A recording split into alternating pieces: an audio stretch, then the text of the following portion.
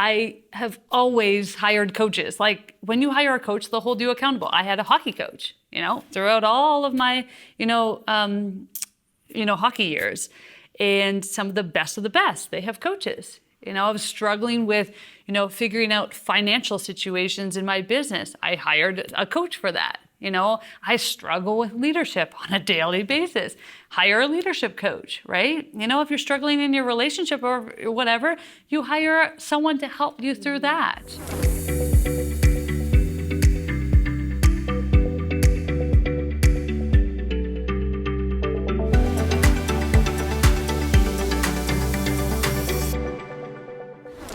Today, I have the great pleasure of interviewing Nadine VandenHeuvel. Nadine is a wife, a mom, and she has over 15 years of experience in the fitness industry. She has been a Fit Body Bootcamp owner for over a decade. And today, she teaches us a little bit about how just hiring the right coach or mentor can help elevate you in your life, whether it's in your business or in your family. Just surrounding yourself with the right people can help you get to that next step that you want to be. Thanks for joining us. Nadine, I'm so excited that you're here with us today in person. They let you out of Canada. Yes. When's the last time you've left?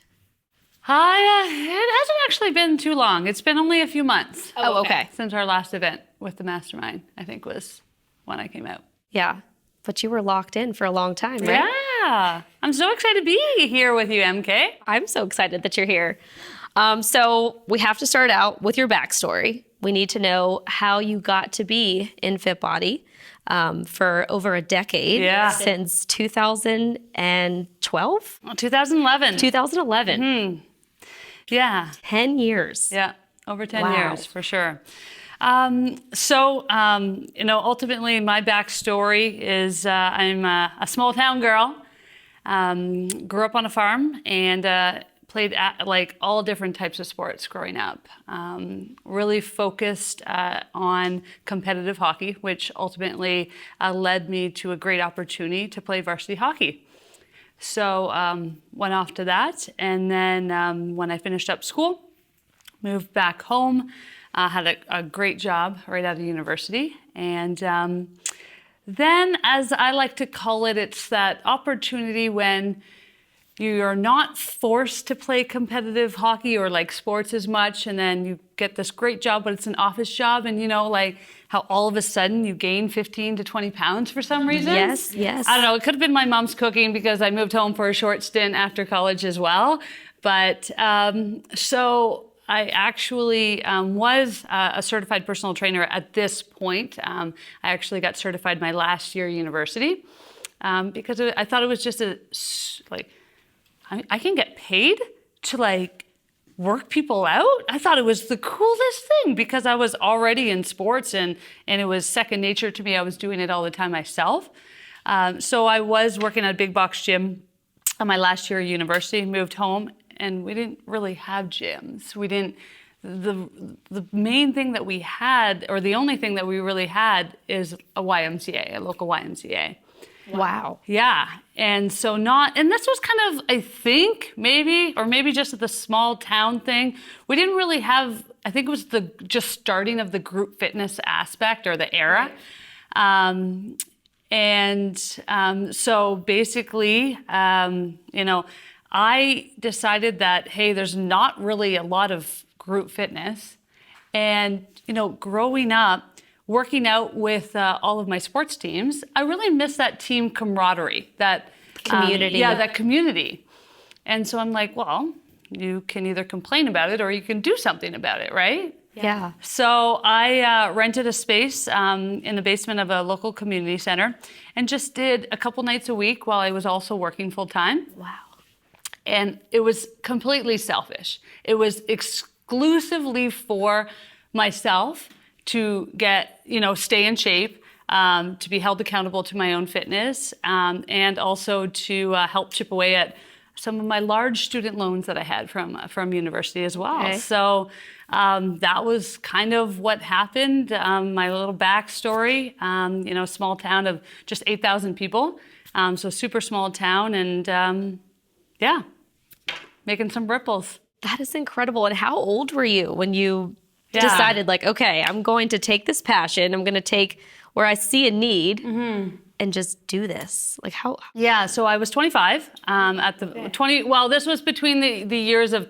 I did this for a couple of years between the years of 23 and 25, actually. Okay. And so, how did you find out about FitBody? Yeah, well, I wish I had a better story, honestly. I get this question a lot. Yeah. And it's not that I was looking to purchase or invest in a franchise by any means. So it's not like I was, making all the columns and like, this one has this and this. That's not what I was looking for. Well, even at that point, like back in 2010, 2011, like I was newly in college at that time. Like I don't remember group fitness being a big thing either. Yeah. Like I had never heard of any of those things for like years to come. Yeah, absolutely.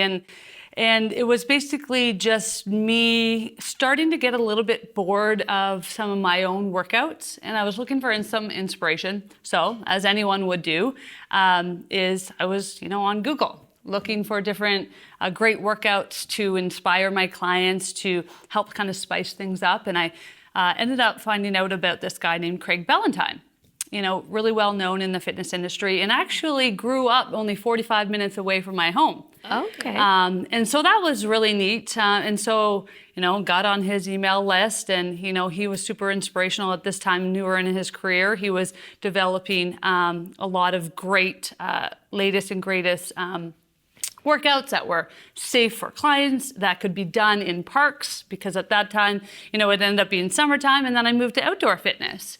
So that's kind of my journey. And then, Craig and Bedros are buddies. So I ended up getting on this email list for this Bedros Keuilian, who, for those that are listening at home, may not know, founder and creator of FitBody. So that's kind of the story. And, he was doing a webinar in December for Toys for Tots as a charity on how to help fitness pros market their business. And I knew how to work out. I knew how to bring people through excellent workouts. I knew how to get them great results. I did not know how to run a business. Right. I did not know how to market at all. I'm like, oh, this is cool. I think it was like $20-25. I don't even remember anymore. And obviously Bedros pitched us at the end, and he's like, you can either hire me as a private coach to, help you market your business, or you can purchase as a license. At this time, it was a license agreement for a FitBody location. And I'm like, I'm 25, single, own my own house. So I'm like, if this doesn't work, like I have a mortgage to pay. You have a lot on the line. Yeah. And I was like, yes, I will sign up. So I think it was like a 2-year commitment. I'm like, what's the worst that could happen? Right. That I have to sell my house and move back with my parents? Probably terrible, but not really terrible, right? So these are the only things. These are the only things that went through my mind. And this was December of 2010. I remember getting this box of DVDs in the mail, like right around Christmas. And, I didn't do a lot around that Christmas at that point. I just ripped through all of those DVDs, and I was so excited, and turned it around. And January 10th, 2011 was day one of Goddard's FitBody. Oh, my. And look at where you are today from, like, getting that box of DVDs. Like, you're not using those DVDs anymore. I still have them. You do? Oh, good. You can put them on like a show, like in a display, showcase those. Like, this is where I started. Yep. This was my business in 6 DVDs. Yeah, exactly. Yeah. It's been a journey. It's definitely been a journey of lots of highs and lows and growth and, hundreds and hundreds of people that have come through our system. Now I have 2 locations. I opened up my second location just 6 months after my first one, which seems absolutely insane looking back at it, but we still have them, and that's the great thing about it. Wow. Okay, so let's go back to your open, month 1. Yeah. What was your mindset? Like, what was your schedule like? Like, what was going on in your world in those first 6 months of being a new business owner? You have a brick and mortar location. You were not in a community center basement anymore. Yeah. This was all yours. Yeah. Walk me through that. Yeah, so funny enough, at this point, I was actually renting a space out of a church gym. Oh. So that's where I was running my Fit Body. And so I was still working full time as well. So I'm coaching 6 a.m. Monday to Friday, going to work full time, and then coaching at 5 p.m. Monday to Thursday night. Wow. No one wants to work out Friday nights. I was 24, 25. Yeah. That's what I thought anyways. But anyways, the point is I was so committed. It just skyrocketed. I think, we had like 80 members in the first month. It was just a packed gym. It was hot. There was no air conditioning. There was bats that sometimes came out of the church closet doors, and I would be running. Anyways, it was a little bit weird at times, but it was awesome. Like, people knew Fit Body so quickly. Well, I'm biased maybe, but it was a small town, and the word got around really, really quick, and it was awesome. But I was getting tired, as you can imagine, working full time and seeing the potential of this. I came to that fork in the road that I think a lot of business owners eventually hit, where they start getting tired and burned out, and they're like, this is a really great passion project, but where do I want to go with this? Right. Because I also have a full-time job and I also have a mortgage, right? And I'm sure your full-time job is paying benefits, the bills, and you have that security. Exactly. And so I decided that I really wanted to open up another location in the next town over. Again, only about 8,000 people in that town. And I decided to give my resignation, and I was super scared to tell my parents, like super scared, because people don't have careers in fitness, or like it's not, a lot of people don't look like, wow, she's a personal trainer, she's gonna make millions. Like, no. But the point is that I saw what the potential was in a small community, or the small communities in which we have our 2 locations. Is there wasn't a lot of competition. It was so great to bring people together in group training, average people, moms, people, in their 20s that don't know how to work out, have never worked out before, or don't really have a passion for fitness. And I did, and I just, so I came in across that fork in the road, gave my resignation, opened up Keuilian Fit Body probably weeks after. So this was July of 2011, and there we go. Wow. That is amazing. Was there ever a point where you were like, oh my gosh, I shouldn't have quit my job? I had that security, and now everything's on the line? I'm sure there was. I don't recall. You were too busy to think about that in the past, right? It was tough because I loved my job. And a lot of people aren't in that situation, like my Monday to Friday type of job. Right. And so I think that was the hardest thing. And when I talk to other business owners and other people, they're like, hey, I'm thinking about becoming a personal trainer, or, doing what you're doing is, that's something that I remember, like, that took me longer to actually give my resignation because I actually enjoyed my job. Yeah. So. Yeah, and it's like, one of those things to me that sounds like fitness was your hobby, and you were keeping that, job and kind of doing fitness as your hobby, but then you went all in and made it your career. I was dabbling before, and I knew, and then I'm like, let's go, all in, baby. Right. And talking about your parents, I remember feeling the same way. It's like trying to explain to someone else your vision around like wanting to make a career out of fitness when they're not in that field. Is very difficult. Yeah, and my parents, farmers growing up, and so they understand business, and my mom worked out of the home, and she was an educational assistant. But I knew that they would get it, because they had to take risks as business owners too, as farmers. It's a business. A lot of ups and downs. So I had their support, and that was awesome. So that's great. That's wonderful. What would you say is like the most rewarding part of being a fitness business owner and having 2 locations? Now in my career, or in my journey, I love meeting obviously our members that have achieved such great successes. Coming from the athletic background, I originally thought I only wanted to work with athletes, and then I really realized, when you help someone lose 50 pounds, 25 pounds, and how the ripple effect it makes in their family, in their work lives, to their kids, like, holy moly, it's such a huge impact compared to an athlete. That's awesome. That's gonna change their life as well. But this had it had such a bigger stretch.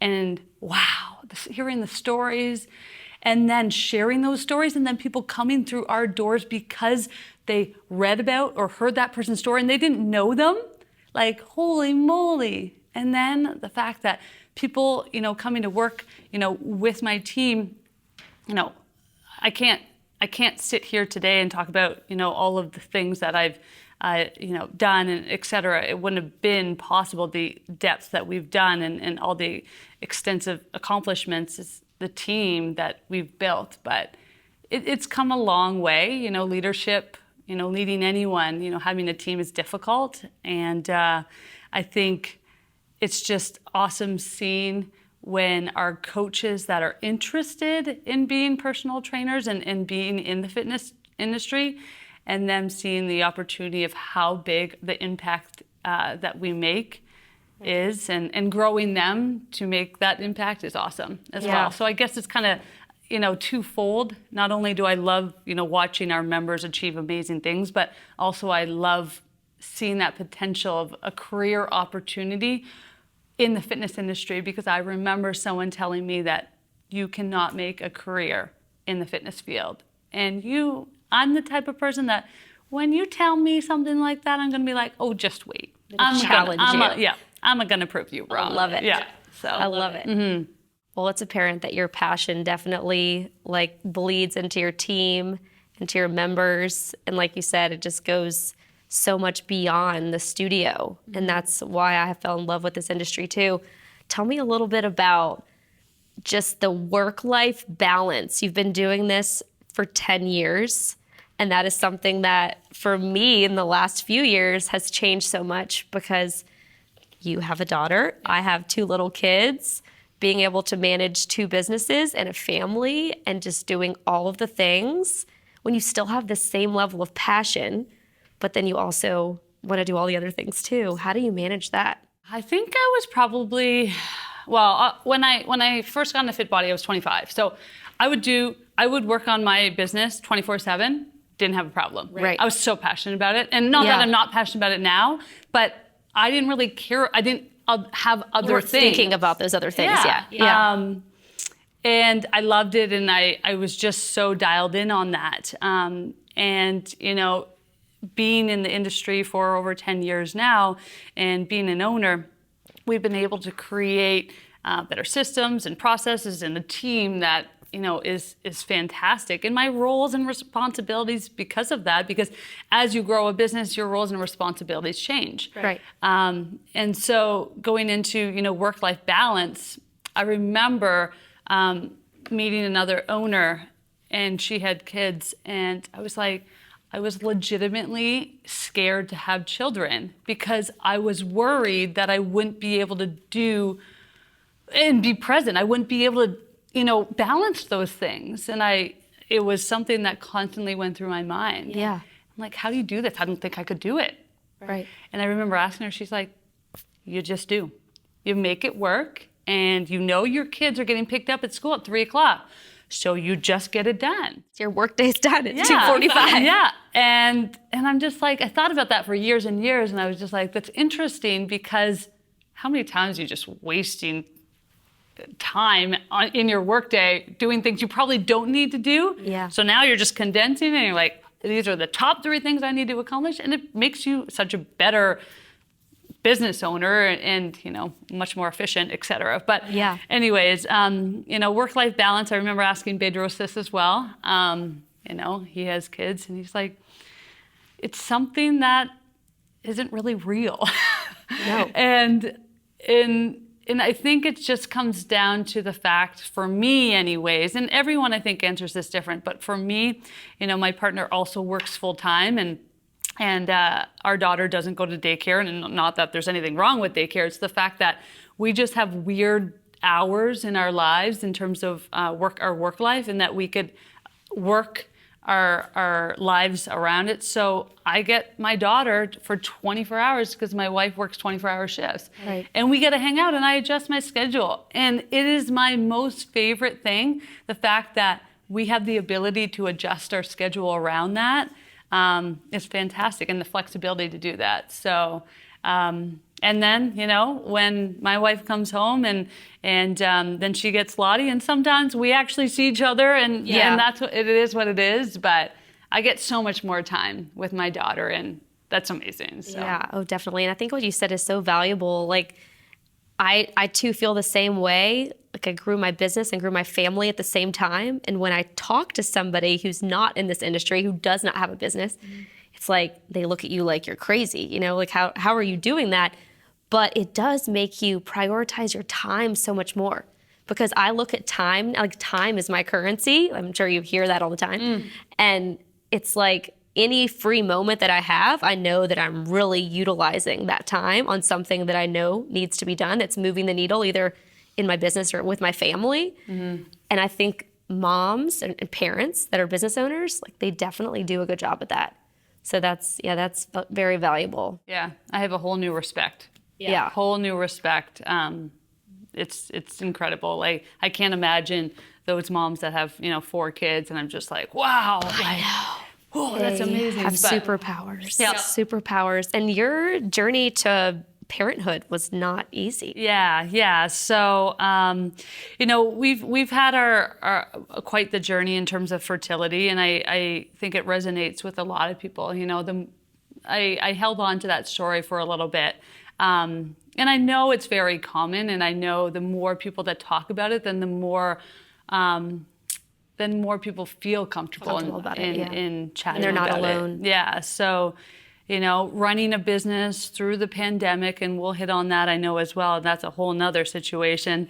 While also going through fertility treatments and trying to get pregnant, not successful, 3 IUIs, 1 IVF. And, it's tough, because I'm the type of person that if someone tries to, when you work your butt off hard enough, you will get what you want. Right.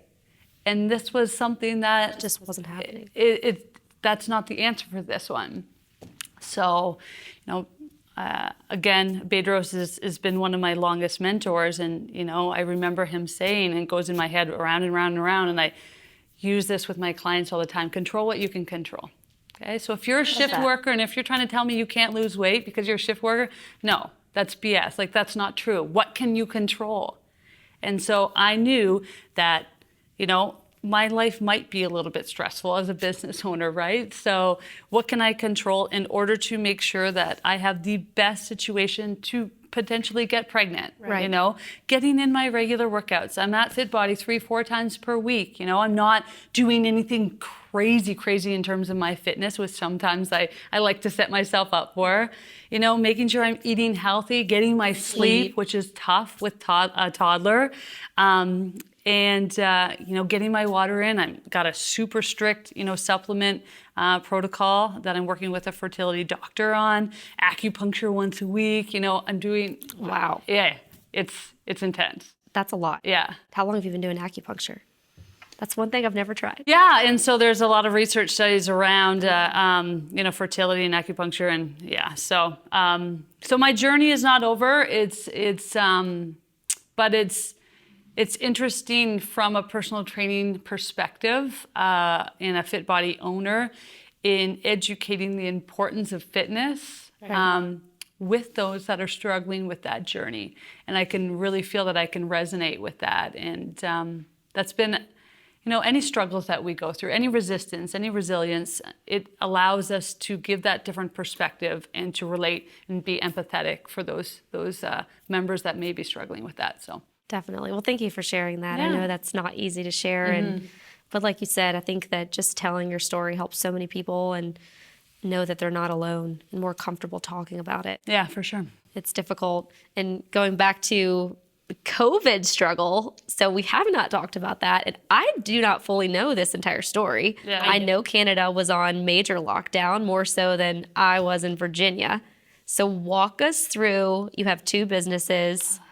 you're doing really well in 2019. Mm-hmm. And then, bam. You know, it's interesting to think about that day. Like, I don't know if you remember. I feel like everyone remembers the exact moment when they heard, what? We have to shut down? I remember. We were actually in Michigan visiting family, and our facility leader calls me, and he's like, do we need to take this seriously? Like, do we actually need to close? And he's the kind of person that's like, I'm not listening. Like, I'm still going to be open. And Trevor and I are like, our flight just got canceled. Like, we're stuck in Michigan. So maybe you do need to close. Yeah. It was just so weird. I'm like, I don't know if I know how to do this. Yeah. Like, but, you know, FitBody as a brand was incredible. Oh, yeah. So incredible. If I had to do that by myself, like without FitBody, no, I'd be out of business. No. I'd like, I felt more connected in those like first 2 or 3 weeks of COVID than I had been in the last year. It was like I knew what everybody in the franchise was doing. Yeah, it was fantastic. They really, and I hate this word, pivoted, because it's overused, and it was a long couple of years. And we welcomed our first child, you know, during this as well in June 2020. So that was like, there's a lot of things different in my life during this time. So, in Ontario, Canada, we were mandated to shut down during 4 different lockdowns, 4 separate lockdowns during this journey, which equaled out to 272 days. And that's not even including the days that we had restrictions, such as, you know, oh, you're only allowed 10 people in your session. Like, which is impossible. What are you going to do with that? Right. You might as well just shut me down. And then the outdoor fitness, again, like summer, it is hot. I remember doing some of the sessions because we were getting like heat stroke. Just like, it is so hot out here. This is silly. So yeah, it's not only from a business perspective is the fact that we had no idea what was going on. And when we finally figured out, okay, this is what we're going to do, then it's like all of a sudden, oh, things are changing, rules are different again. And I can't keep up with To start over. I can't keep up with following what the government's trying to tell me, and then also how to navigate this. And then the weight of holding your team's employment on your back as well. I felt that a lot, and you know, it's not just their employment. We really we committed to keeping every one of our team members on during that journey as long as we possibly can. I think just like anyone, right? And you think about the fact that they have kids, and you know, like you put food on their table, right? And I take that, you know, super personally. Right.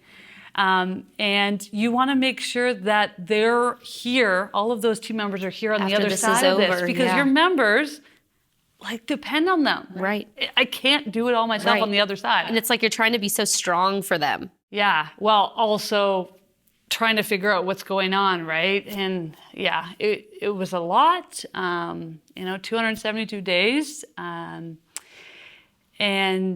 yeah, it's interesting to just kind of, you know, look in that rearview mirror and be like, remember, like that happened? And I made it through. And I can't even believe that we can run our business. And it really shows a true testament to my fantastic team for having to pivot constantly and alter. And I know that's difficult. Change is so difficult. But we had to do it. Right. Otherwise, we didn't have jobs. And I'm so grateful for the fact that we were around for already 10 years and we had such strong roots in our culture, because our members, man, they were just so loyal, and they were like, we're with you. Whatever, like, we're with you. And that helped. Because, I mean, they were experiencing it too. It's like all the things that they love to do, they were taken away from them. Yeah. So they were ready for you to get back open, I'm sure. Yeah. Yeah, there was, it was crazy. Man, and then having a baby a few months in, then being stuck at home for, 6 months? Yeah. Not being able to do anything. Yeah. How was that? You know what? It's, you know, difficult because it was our first child. And, you know, when you have your first child, you lean on your support systems. Yeah. Even play groups and other mom groups that You we couldn't don't do know that. what this is. This normal? Is our child's not sleeping? Yeah. Like, what You're do we like do? asking the internet. Yeah, and you can definitely call a friend and stuff like that, but we didn't feel supported. We didn't. It was difficult, but you know what? It was such a blessing as well to be able to be home during that, because I probably, yes, I was working from home, but that was awesome. Yeah. I definitely see that as a pro of the pandemic, if there is one. That the fact that I kind of agree. I was home as much as that, and was able to be there during those the first 6 months. I don't know what I'm doing as a new mom, and I'm not getting any sleep, but we'll figure it out together. Yeah. So. Well, and it's like you had permission to spend more time with Lottie. Oh, yeah. Like you couldn't actually be at the gym. And it's not that you didn't want to be. Yeah. But you kind of had that permission to just spend more time with her. Yeah. And if anything, COVID taught us like time is so precious and we need to be spending more time with our family and our loved ones. And so you had that permission almost. Yeah. Like, okay, I'm going to, get to spend more time with her. So that's kind of nice. Yeah. Yeah. Oh, these are all such great things. I feel like we could talk about motherhood, COVID struggles, like all of these things all day. I guess like going back to your experience as an owner, if somebody was listening to this and they were inspired to become an owner, like what is a piece of advice that you would give them in your journey? Like what is something that you've learned that has really helped you become the leader that you are today, the business owner that you are today? I think that the biggest thing that I've learned and that I could tell someone that, wants to kind of learn more about, what we're all about and about, the brand as well. But I think that the number one, I asked a few people, about what they see is my, zone of genius or what makes me different, because I don't really see myself as different. The lens that I have anyways, when I turn around and like, what is it about me that makes me as successful as I have been? Which, there's a lot more other owners that are much more successful. But you define your success. Yeah. The fact that I have always surrounded myself, or do my best to surround myself with other successful people, and I just replicate that. I don't see myself as this grand, creator by any means, but I network with, other people, so that automatically raises up my levels and my bar, right? And I have always hired coaches. Like when you hire a coach, they'll hold you accountable. I had a hockey coach, throughout all of my, hockey years. And some of the best, they have coaches. I was struggling with, figuring out financial situations in my business. I hired a coach for that. I struggle with leadership on a daily basis. Hire a leadership coach, right? If you're struggling in your relationship or whatever, you hire someone to help you through that. And to bring you through some of the other big parts of my journey, as well as the pandemic was difficult. And this is kind of, going into a different area. The pandemic was different or difficult. But to honestly, tell you the truth, 2018 was by far the most difficult time. And that, as difficult as that was, and I'll hit on that story, the pandemic was a breeze. Really? And a breeze is a loose term, but the fact is that stuff happens in our life that makes us more resilient because of those tough things. And it was 2017, and my father was in a tragic snowmobile accident, actually, December of that year. And I was working out with Chelsea, my wife, at the gym, and I got a message from my mom, and she's like, "You need to come home. Are you close?" I'm like, "Yeah, I'll be right there." And that was actually the last time I heard my dad speak. So he was in a tragic snowmobile accident. He was sent off to the closest hospital, and he was in critical care for a week. We were back and forth, and unfortunately, he didn't make it. And there is nothing at the age of 61. When I'm 31, your life stops, and how do you recover from that? The fact, not only was I crashing and burning personally, my facility leader of my one location had given her resignation on the one trip that I was headed to the city hospital to see my dad. I lost a coach and admin out of that location, which then you ultimately feel everything crashing around you, personally and professionally. And, those coaches ended up joining a member to go open up another location in that town to, start something similar to what we had, and ended up taking a good chunk of our members during this. So it really makes you stop and think about why you're doing what you're doing, and is it worth it?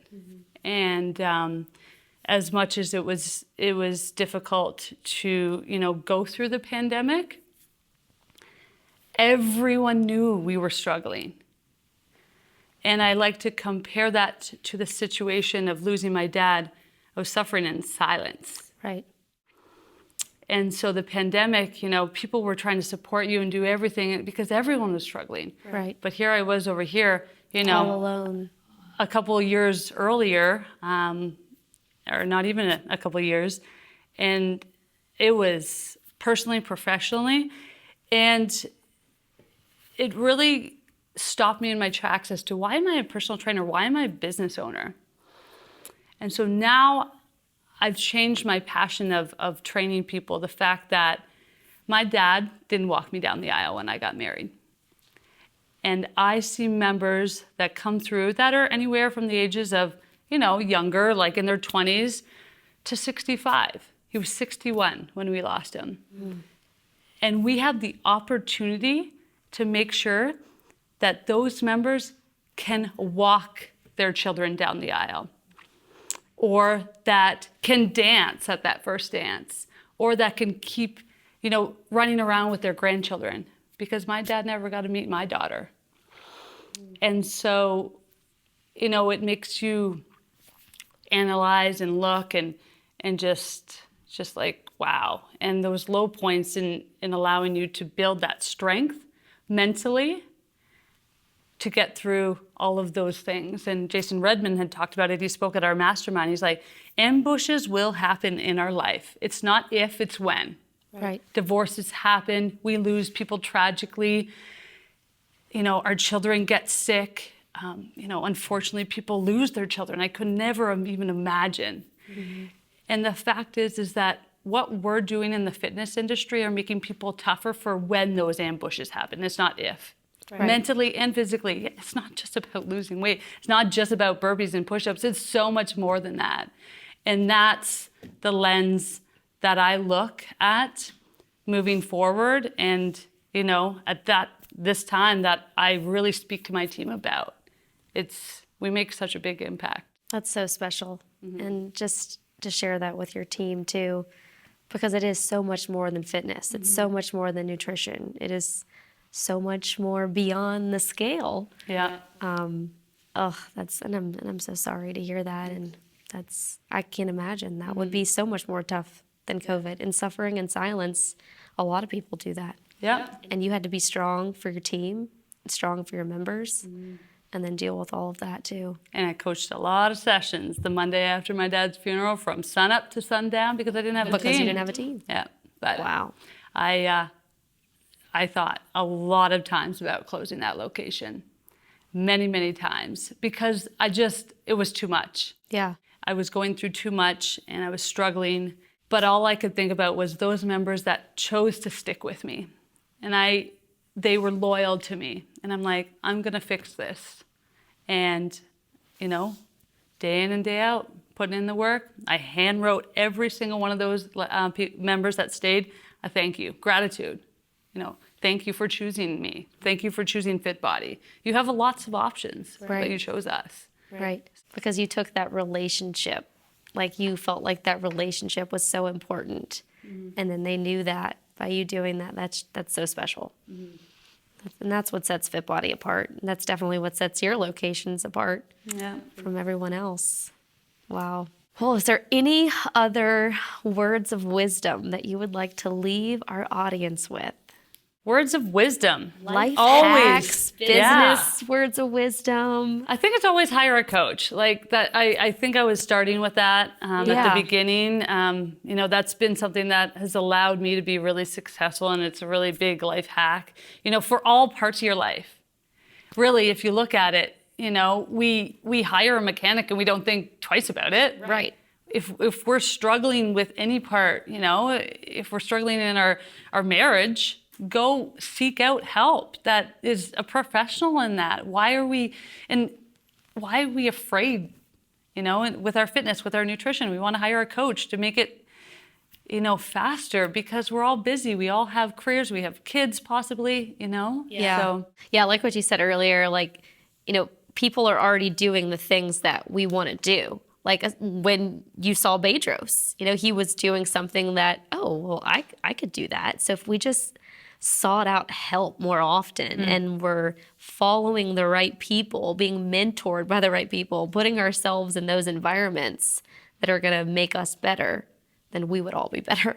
Yeah, and it's surrounding yourself too, because, going back to, when there are times to celebrate in your life, big milestones or even tough things, when you're in some sort of community such as Fit Body, you're able to lean on those people when you're going through those times of good celebrations and those times that not you so need good. a shoulder to cry on. Yeah, and that's why I also love it. It's that family aspect.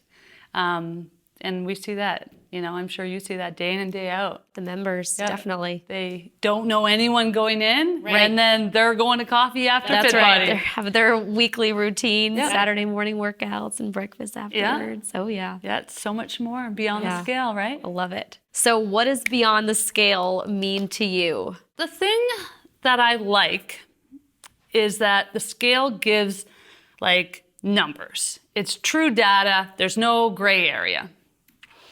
But if you think about, because I come from an athletic background, is you look at that scoreboard, you look at those numbers, and there's so much more that went into those numbers that are up on that board. It's the hours and hours of, commitment of, meal prep. It's the hours and hours of, putting in the work of, that push-up that you've been trying to nail. You're trying to get that full push-up. Yeah. Or, that squat with that 25-pound weight. It's those sessions. And that's what we always want to promote is just put the reps in. And, it's going to change that scoreboard. But yes, that's one piece of it.